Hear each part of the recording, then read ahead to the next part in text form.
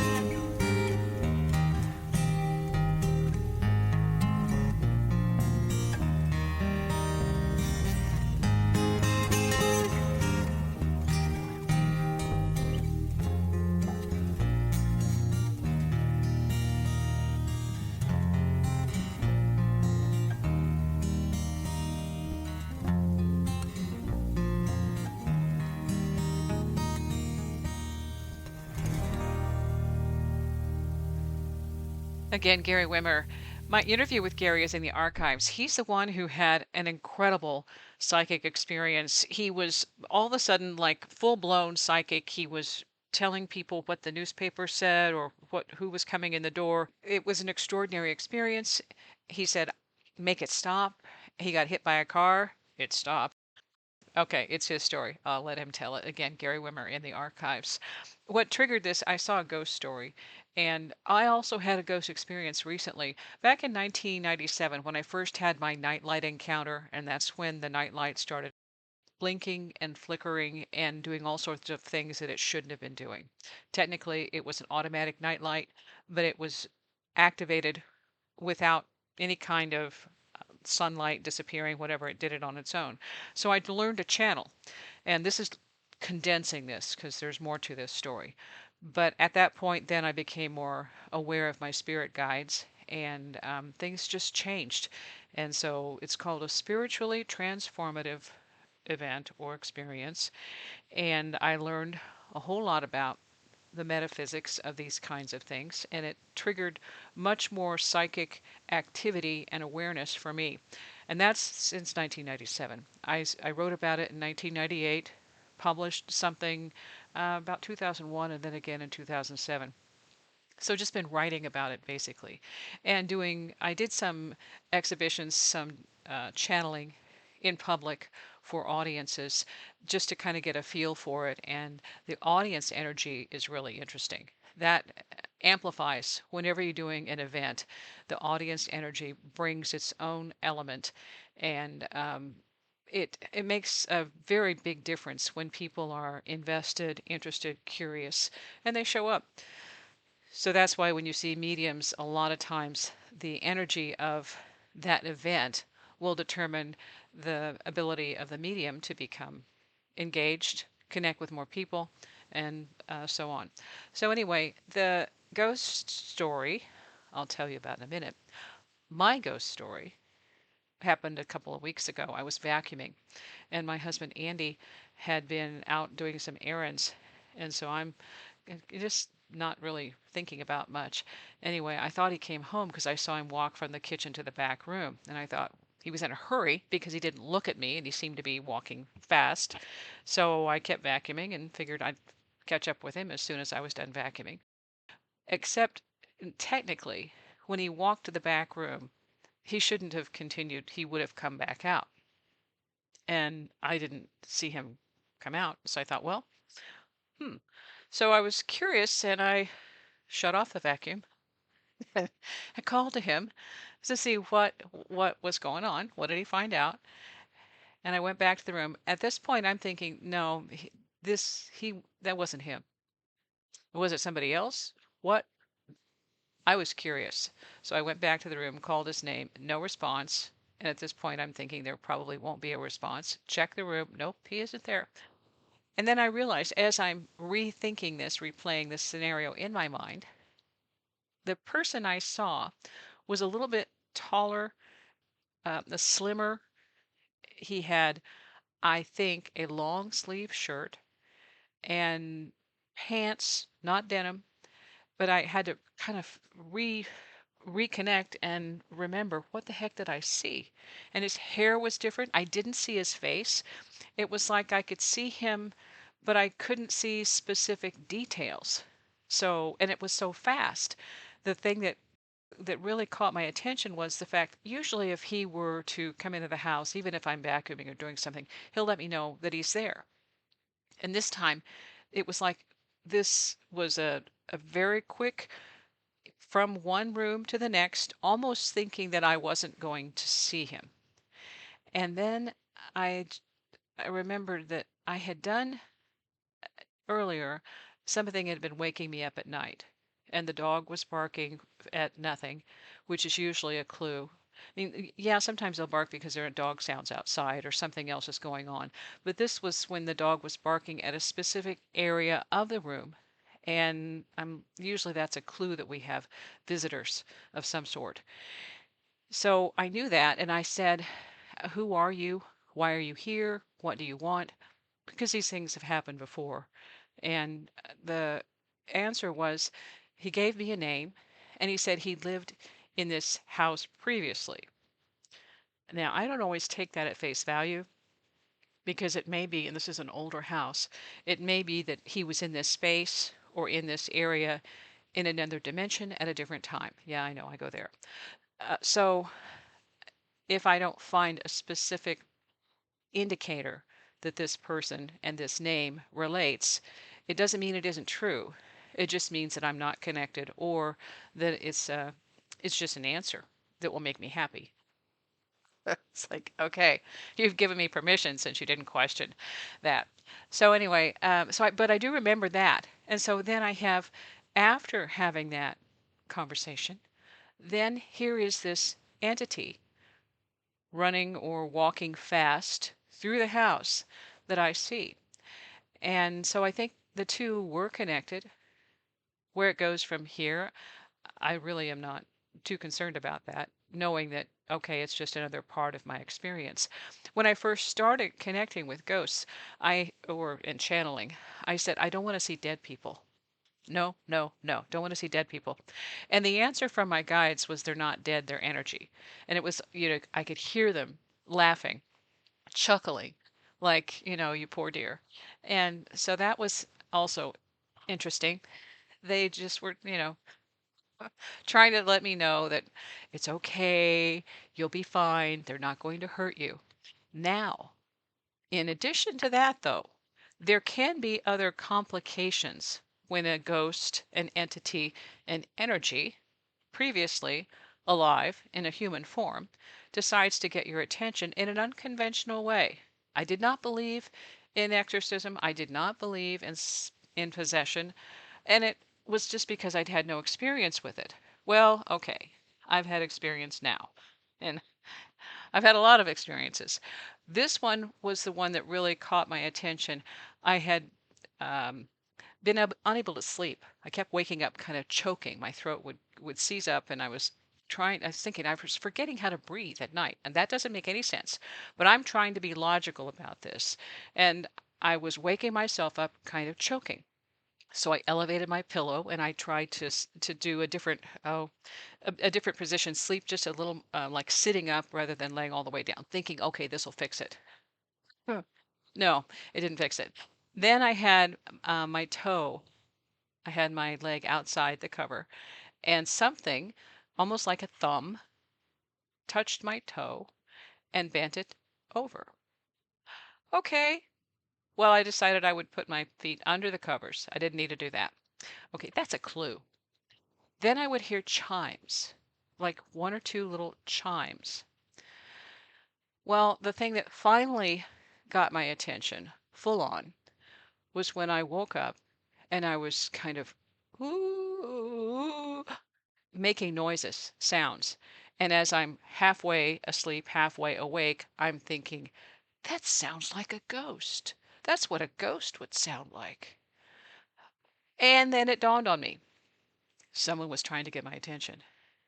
Doing a little research on this, the house, the property, my husband at the time and I were investing in property, rehab property. This was a duplex, and this was a wonderful deal. We got it under market value, and they just said, well, they were living in the country now. It was too far for them to come in to take care of it. Okay, um, we had it rented out to somebody in the next unit, and everything was fine. But something was off with this, definitely haunted. Find out later from the neighbor, oh, yeah, that's the guy who committed suicide. He lived in your house. Then a lot of things started to make sense because there had also been some things where when my husband left the house and I was alone, I was either upstairs or in the back room. I came out in the living room and there was a little unit for the stereo with glass and it had magnet openings so you could push it in and it released. I came out into the room and saw that it had been opened. Each little window was open equidistant. They were both somebody had opened them and I called my husband and asked if he had come home, thinking I hadn't heard him. It didn't make any sense, but I had to figure out, okay, is there a possibility he would have come in and I somehow didn't hear him and didn't notice? No. We went on vacation and my cat, who I had being watched over by a friend, spent most of that time, because I could tell by the amount of hair, in between the levels. It's a split level. And the cat was on the stairway in that space. That isn't the normal spot for the cat. And all this white hair. So the cat was incredibly stressed. I felt bad about that. Didn't know at the time that was what it was about. So long story short, finally I ask, what's going on? A shelf fell on me too. Didn't hurt. It hit my head. This whole level of 4 or 5 shelves that was full of books and one expensive antique pickle jar belonging to my husband's relative. So it was an antique heirloom. It didn't break. Of all the things on there, nothing broke. They just hit my head. And it was basically a way of saying, wake up. I didn't know at that point that I could actually do anything. I was experiencing more psychic stuff and picking up on other people with that, but I didn't realize I could really connect with the deceased the way that I did. So when this happened, um, I got from him that, well, for one thing, he didn't like my housekeeping. Apparently, he was obsessive compulsive, and everything like the closet, the hangers, everything would be like an inch between. And that's not me. So there were some little things that were annoying because technically I was in his space. He had not moved on. And when I think back about how these things happened and what transpired, it took 2 or 3 years before I was actually able to full on address that this person this non-physical person was still in my space because he moved with me to another house. And at that point, there was an issue with a fish tank, and it collapsed. It doesn't, no, nothing about that made sense. Anyway, the fish tank collapsed. I would smell dead fish in the kitchen. Hmm, a fishing expedition? So I finally sat down and asked for help and asked if he could leave. And no, he couldn't. He was really mad at me because I was ignoring him. Well, I wasn't intentionally ignoring him. He just doesn't exist in in my reality. So what is there to ignore? I asked for help. I asked for his people to come get him. And I said, don't you know anybody? No.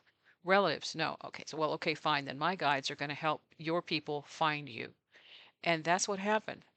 And the thing is, the entities that came to get him, there was this incredible feeling, a sense of love. And it was just very, I can't describe it, but it was like being enveloped.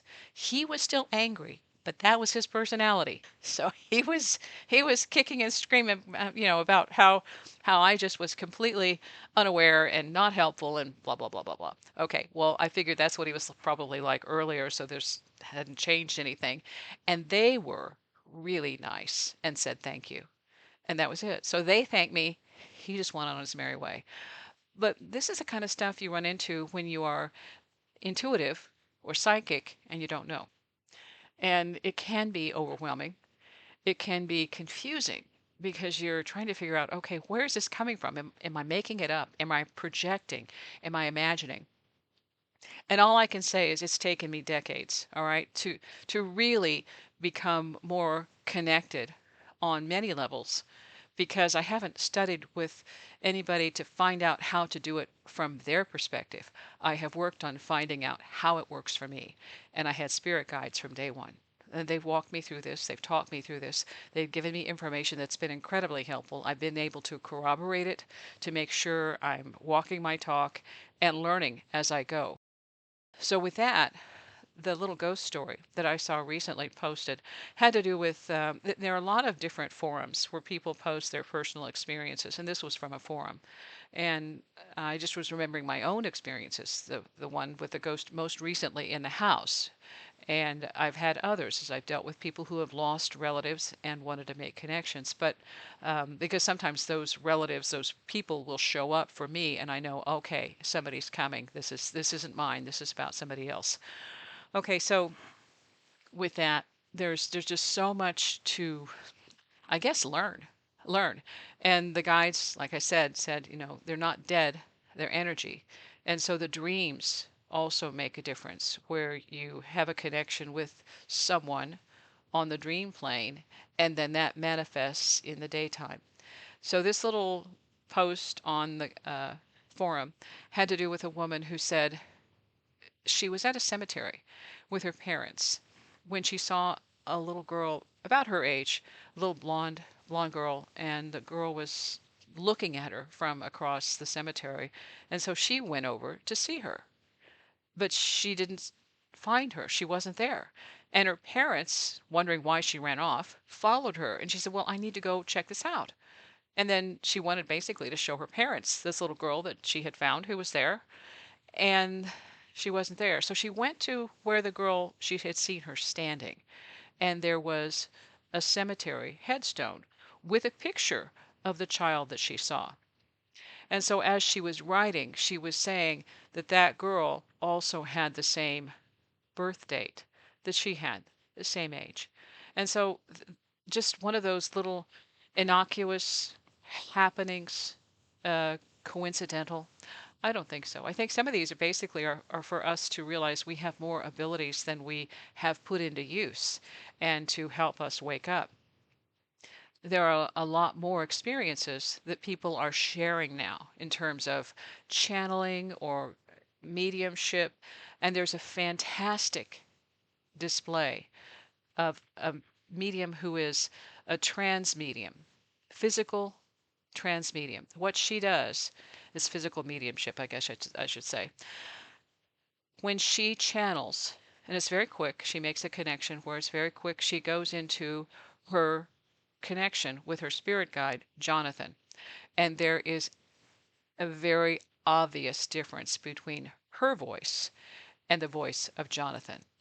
And so when she talks, you can definitely tell a little personality change, a voice change. And I happen to catch that, of course, no coincidence, right? Elaine Thorpe, transmedium, and she's the Britain's best channel. That's what they're titling her on the Jeff Mara podcast. I posted that on my website, Talking to Nightlights WordPress. So I posted that so you could see physical mediumship. And that's one of the things I think Stuart, I can't remember, darn. Leslie Kane, I interviewed her about her book on surviving death. I think is a heading for that. And that's in the archives too. But she was in contact with one person who was a physical medium, and he's absolutely astounding. That information is posted on her website, and there's a lot more information related to surviving death, the book, and the mediums that she met and then followed along and continues to follow in some cases. So some of this stuff is just ongoing. You learn as you go. Every encounter is unique. I've had information given to me, and it was like, is this something that I am supposed to pass on? Because in a way, you're looking into somebody else's personal connection and their personal relationship. So are you violating their privacy? So I've asked permission in some cases when the information comes to me, and if it's not okay, I shut it down. It's not my information, so it isn't important for me to know. But if there's someone who is curious and asking and wanting help, that's a different story. So I can understand how Gary felt when all of a sudden he was just getting this explosion of information from that psychic realm and saying, this is too much. I don't need all this. It isn't mine. And that's sometimes it'll happen with a Kundalini awakening. And as I began to get more grounded in my ability to channel, I went to, on a regular basis for 10 years, a massage therapist. And during that time, I connected with a past life where I have a scar, and that scar is related to a past life memory. And I didn't know that until my body is reacting as I'm getting the massage, and I'm bringing up this imagery of a past life. But it was important to me to work on my vibration and work on my own ability to hold the channel steady, to be open and not drag my baggage into it. Everyone does this differently. But in doing the shows that I do, I connect with other people who all sorts of interesting things. And it isn't that I am doing the same thing that they're doing. It's I'm curious about how they do what they do and what their connections are. I love the information that Ingo Swann has left because he's very tuned in to some of these psychic abilities that basically question the things that we consider reality. And some of that non-human intelligence is one of the terms that they use now. And whether that is ET, whether it's transdimensional, whether it's Bigfoot, whether it's fairies, I've had experiences with fairies from the time I was a kid. And they come to you also in the dream time. But I also had, as a child, I had an imaginary friend, real to me. But my mom told me, and this is what helped me to set that memory, that when I was about 4.5, prior to going to school and becoming then immersed in the socialization process, uh, that I told her, we were in the car, and I looked at her and I told her, Hago flew out the window. That was my name for my friend. Hago flew out the window. And I never talked about Hago again. It was over. But until that time, I had been very open about my friendship. And she allowed me to talk about that, didn't discourage it, didn't try to, she wasn't afraid of it. Later on, I decided to ask, what did Hago look like? And the vision, it was a very, um, very well thought out, designed vision. I'm in a cabin, and in this cabin, there's a window at the front, and I see a robin land at the window. And I know that's my cue to go out in the backyard. as I go out in the backyard along the fence line. It's a kind of a like a hill rise, and this is out in the country. It's beautiful. It's a beautiful area, very serene, very pastoral. And I see a little man riding a fox. The little man is looking at me with a big grin. He has a stovepipe hat that's short, not a tall one, a short, it's a box kind of shaped and tan. His what he's wearing, almost the cloth is more like a burlap bag cloth, uh, muslin maybe, something like that, and it's also tan. He has a jacket, he has dingo boots, and his face is a dark brown with deep lines and like he's tan and weathered, and he's smiling at me, and I realize this is my friend Hago. So he's giving me a picture. Now, when I have the image of him disappearing in the car, it's like it goes into a green mist. So my interpretation of that is he's a nature spirit, but there's also that gnome element that goes with that. So then when the fairies came in later on, and this is, I'm in my 30s, I think, 30s, yeah, and I'm older now. So, backing up, I'm in the yard gardening, and this is a really interesting time because at one point a hummingbird, I was watering the lawn, and a hummingbird came up and just as I'm watering, flew through the water, the streaming water, taking a bath. It was the most extraordinary experience. I've seen where other people have had those experiences too, but it's so fun when it happens to you. So I just, kept letting the water, it's like as long as a hummingbird wanted to stay there, I'm going to keep watering the yard. So flies in and out for a while and then leaves. But as I'm out in the yard, I'm weeding and I can see the clouds in the sky. It looks like there's a potential for some rain, but it isn't cloudy. As a matter of fact, like one on the south, it's pretty clear. In the north, there's a few clouds, and they look like they might have a little rain in them, but it's not like it wouldn't last very long. But as I'm weeding, I start to hear a chant or singing, and it's not coming from the street or radio or anything like that. I'm in the city, but there's nothing that sounds like this. It's little voices, almost like, the helium voice. And they're little voices. And I can't see them, but I hear them and they're singing, chanting, "Mother, bring the rain that we might drink. Mother, bring the rain that we might drink." I was just astounded. And then the clouds that had been just to the north of the yard moved south for a few moments, and there were sprinkles. And then the music stopped, or the chanting stopped. I never saw them. But that also blew me away because how was that happening? What was going on? And what reality were they in? Because I was able to hear them, I couldn't see them, and they shifted my reality because then I got sprinkles. And then they were happy with that. They didn't want a lot. They just, that was it. So were they demonstrating to me how to bring rain? Or were they just in their own little world, their dimension, and this I was allowed to see? Another time I was walking the dog in my 40s. I'm walking the dog. I know because the neighborhood I'm in, about the age. I'm walking the dog, and a normal walk we take all the time. There happens to be what I call a wishing well. It's a little park-like area, and this this seems to be a time of day when no one is out, midday, but there are no cars that go by, nobody walking. I don't hear any noises, and I had to really go back and rethink what was going on. And that's the thing that stood out was there weren't any background noises, and my dog did not see this. So she's part German Shepherd, and we were walking by, and I'm looking at a giant tree. I'm probably 30 or 40 feet, and I'm watching. I can't count how many squirrels are running across the street down that tree from the top and across the street over to the wishing well and down the well.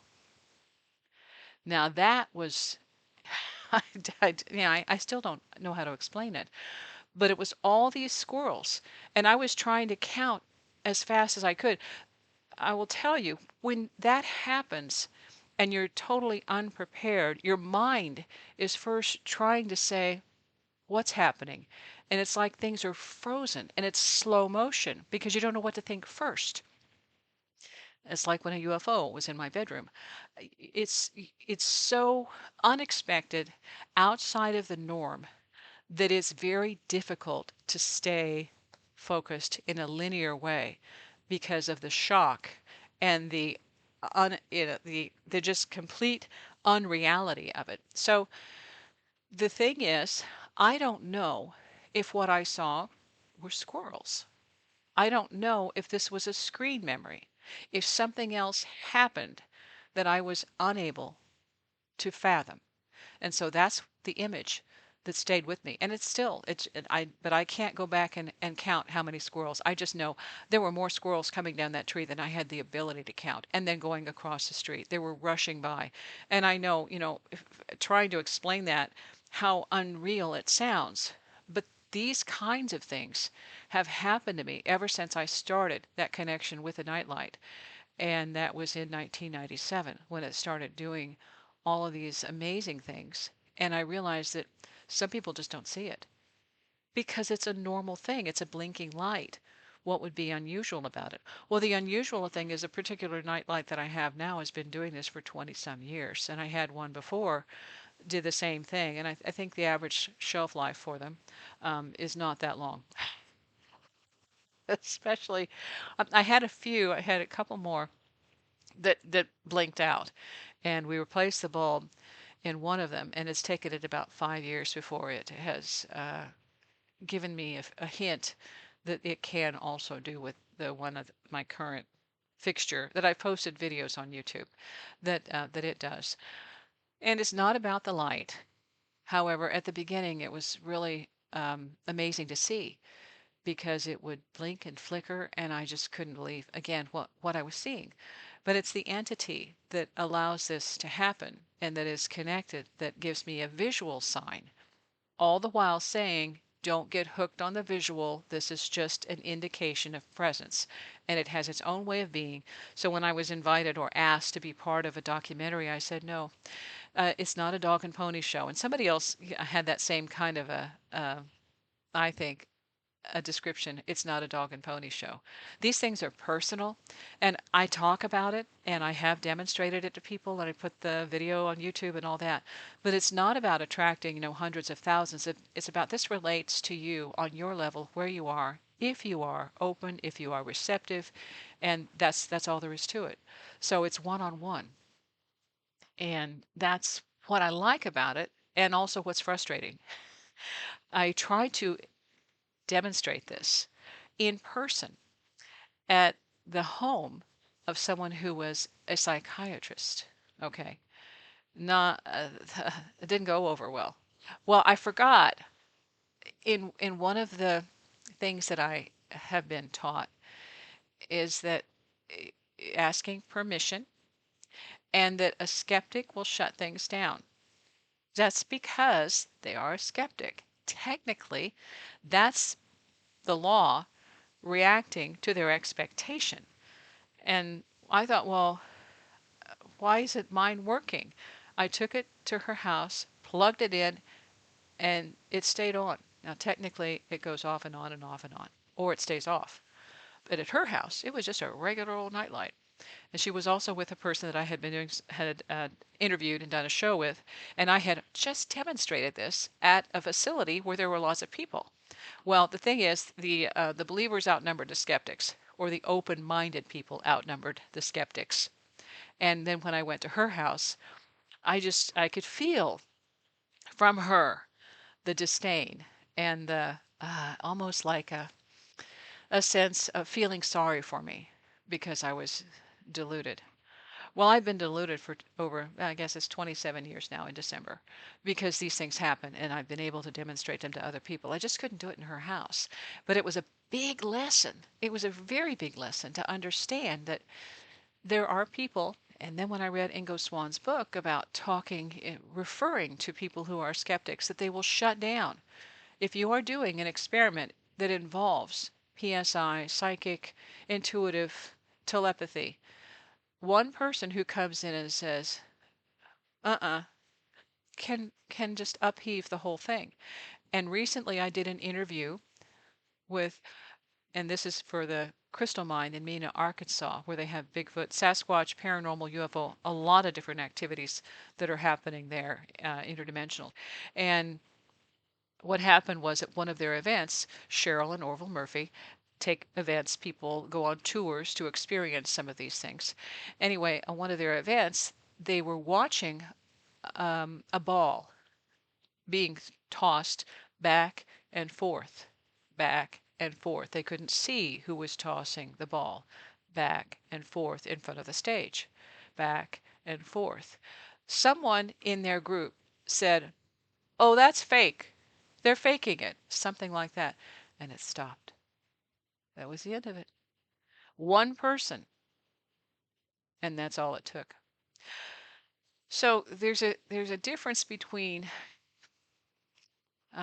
gullibility and discernment. So when these things happen, if you can remain neutral and not put a judgment on it, then you might be allowed to see more. But the minute the judgment enters, and that can sometimes be too invested in it, wanting to make it happen and clinging to it versus the allowing it to be what it is. And that's what I've had to learn with the nightlights. Again, not a dog and pony show, which is why I didn't want to put it under the scrutiny of 5 or 6 people who were going to show up with their cameras and maybe receptive and maybe not, because it's, in my way of thinking, exploitation of this interaction. And, you know, I wish it could be different, but I understand it for what it is. And it's saying that what we have in our own personal interaction with spirit, with these interdimensionals, non corporeals, is how we build character personally. It isn't how we influence or convince anyone else. It's about how we determine how reality works for us. And watching other people demonstrate their own unique abilities, like finding out more when I went to the Mena, Arkansas crystal mine, expecting nothing more than crystals, and had a paranormal event overnight when we stayed on site, where there was a bookshelf in the room when we laid down to go to sleep. In the morning, that bookshelf was gone. And my husband and I are like, "Did you did you move it? Did you put it in the bathroom? Did you do something with it?" It didn't have any books on it. It was empty. And it wasn't there. So we're both scratching our heads over that. So that was kind of the introduction. And then we learned, as we're taken around and shown things, that there's a, I think, 3 foot in diameter log up about 20 feet high in a tree. And we're informed, oh, yeah, that's what happened overnight. See? And it wasn't just for us, it's for everybody there. But it was okay. And then that's when the Sasquatch kind of entered my reality, when I was able to hear telepathically thoughts. So this is ongoing. And it started with this little innocuous encounter with a nightlight, and I had to learn to channel. And the ghost experiences continued from then. And the thing is that opened my mind to the actual presence and the potential for encounters with other beings. There's one more that happened I'll share and then get out of this. But I was told that I was supposed to go from point A to point B. I'm just keeping this real general. Point A to point B. And I had a basic guideline of, if I saw a white car, then that meant things were okay. If I saw a dark car, then I needed to stop and look both directions, or, just be more that meant it wasn't the right time to move. So I followed this instruction. But on the way, and I was supposed to take a circuitous route. On the way, I deviated and I decided to take, why, I don't know, a shortcut because that's what I do. I, I thought, okay, I'll take a shortcut. Not knowing where I am, like, how do I know this is a shortcut? So I take my shortcut. It goes into an apartment complex. It has one way in and one way out. So we do this little diversion and travel around a pond. And my husband is like, "Ugh, I don't know why you did this. This is not on the game plan." Fortunately, he's with me. So that's another way for me to set my reality, having a witness. Okay, so as we are driving past the pond, we see a group of geese, and the geese are synchronized, swimming in the form of a question mark. And he looks at me and he says, I guess they want to know why you took that detour too. It was bigger than life. How does reality work like that? I don't know how, but it does. So there's that question mark. The geese synchronized in the form, swimming in the form of a question mark.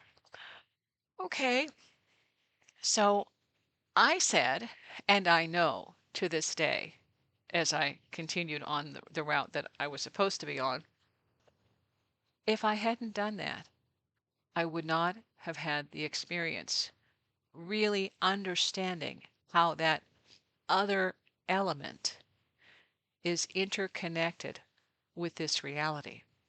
That what was happening was also either being witnessed or somehow influenced by something else. And we have that all the time. These are just a few highlights. Living with ghosts. I don't have a way to explain all of them and to put a label on all of them. And I think we don't really have all of the accurate labels because we are still evolving and we are learning how our intuitive awareness, our telepathic awareness, our skills for PSI work. And all of us are evolving along with the animals, the plants, everything on the planet, and the planet is evolving as well. That takes it to a different level. But the one thing I would like to just suggest is to keep an open mind. The minute you decide you know it, you shut it down. I am aware of it. I have the ability to understand. I don't know for sure. I understand how it works for me. How it works for you, that's a wild card. I don't know. I can suggest that this might be interesting, helpful, or not. You determine that. But I know we do create our reality with our thoughts, with our beliefs, and with the people we choose to associate and how we allow them to influence. If I had let that psychiatrist, convince me that my reality didn't work, it would have been a huge loss. But that judgment reminded me that each of us is unique. And for her, this was very uncomfortable. It doesn't exist, it doesn't fit in her worldview, and that's okay. So when I have done my demonstration, I have allowed it to be important only to me. If I can do it for me, that's enough. I don't have to make it work. I can allow it to show me how it will work or not. And that's a whole different lifestyle. So, again, that song I played from Gary Wimmer, I was just so thrilled because when I asked him, hey, could you do a demonstration? Because I found out he teaches guitar lessons. Now, he's older now, his hands don't work the way they used to. So he couldn't just perform one on the spot. He said, here, I'll send you something instead. So he sent me something from his archives.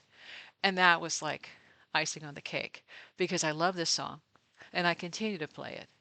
And there's something about the song that resonates for me. So I'll share it again.